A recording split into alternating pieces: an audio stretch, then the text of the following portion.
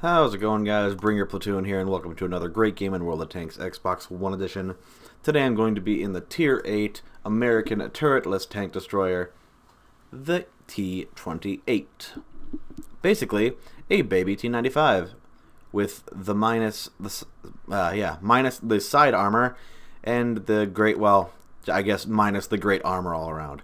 This thing has a 120mm gun. Its average penetration for standard AP rounds are 248, and with the APCR premium rounds you get an added 49mm of penetration, which makes it 297 average, which is not bad, especially considering this thing, of course, being a non-premium vehicle, will face Tier 9s and Tier 10s quite regularly. If you are top tier, you can bounce pretty much anything off of your upper and lower plate, even non-angled.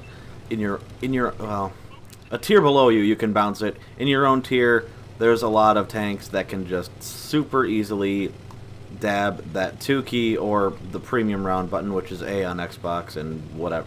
I'm assuming X on PS4.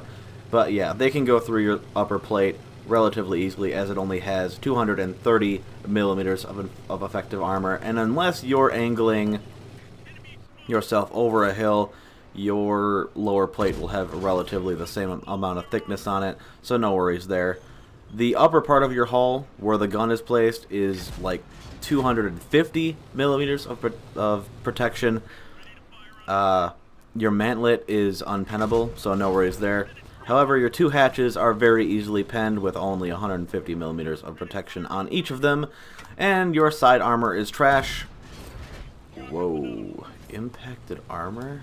This tank's gun also has .36 accuracy, but that is helped with the cola and other crew boosting skills, but no way. They buffed the T28? That might not be...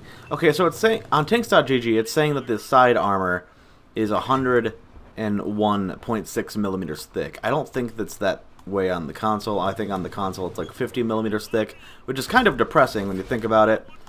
But yeah, don't get shot in the side. You can side scrape a little bit, but don't count on it to like bounce anything if you're in close quarter combat, because if you angle side scrapingly, they'll probably just shoot you in the hatch, or they'll track you or something. I don't know. Bad things happen when you're in close quarter combat, so avoid that at all costs.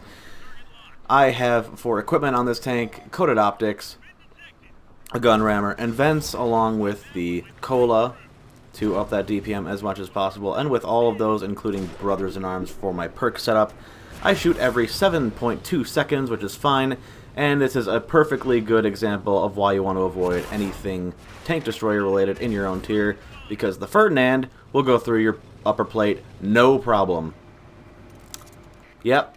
So what do you do for a Ferdinand? You either load premium or shoot him in his lower plate. I decided I didn't want to miss any easily penning shots, so I loaded the premium because I kind of panicked when he rushed me.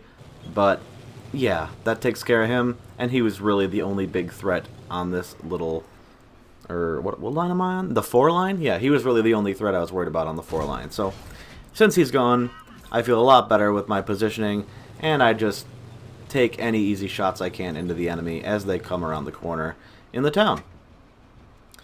But yes, this tank is basically a baby T95 minus the armor all around it, which kind of sucks, but I really enjoy it, despite its top speed only being 22, unlike the T95 where I think it's like 20.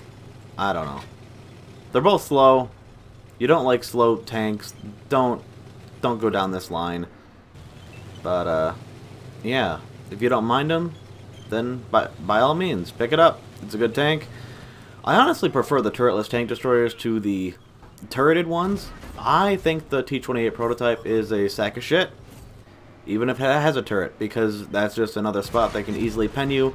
And at least with this tank, your armor is everywhere, as opposed to, like, yeah. It's the same setup for the T28 prototype, but you have a turret. That is garbage to penetrate. It's super easy.